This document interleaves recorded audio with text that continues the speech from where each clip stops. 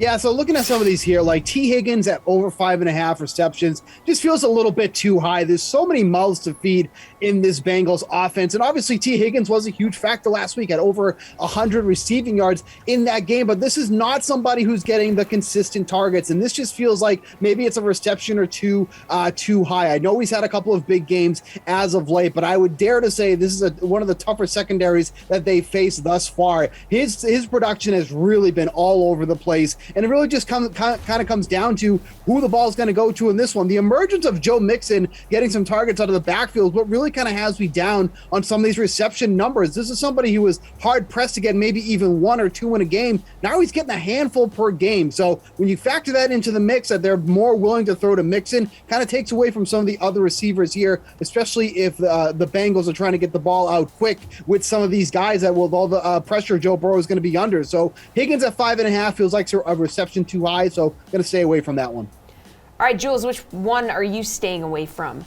Yeah, a lot of people are going to be betting on Cooper Kupp in this game. I said I'm probably going to put in a Super Bowl MVP bet on Cooper Kupp. So kind of silly, but one thing I won't be betting is the minus 190 anytime TD. Does it happen? Probably. Am I going to lay minus 190? No, I just think there's better ways to back Kupp, the plus 600 Super Bowl MVP.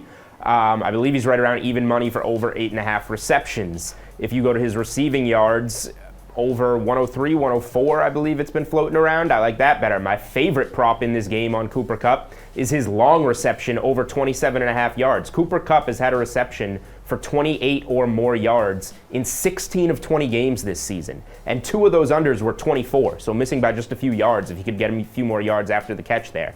So that's my favorite bet on Kupp. I don't need to lay 190 on anything when we're getting standard juice on all his other props and plus 600 on Super Bowl MVP. All right, Geoff, which wide receiver prop are you passing on?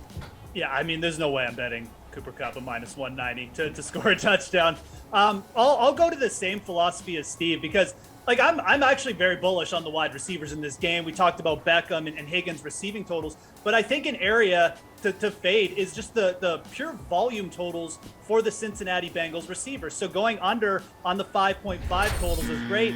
I'm just going to go to Jamar Chase, and I'm going to say you should take the under on 5.5 on Jamar Chase for the simple fact you're getting slightly better odds to do it. I mean, it's plus 115 versus T. Higgins at minus 120. You look at Jamar Chase, his productions have been a little bit all over the place too. 7 of his last 11 games, he's gone under this total just in terms of receptions. It sounds crazy because he puts up big games and sometimes he does it like goes over 100 yards on like 4 catches. So you've got to think, again, you've got an elite defender back there in Jalen Ramsey, and the Bengals do spread the ball out. They're using Mixon more in the pass game, as Steve alluded to. I'll take the better odds here at plus 115 and fade Jamar Chase. Fade him on the reception total again.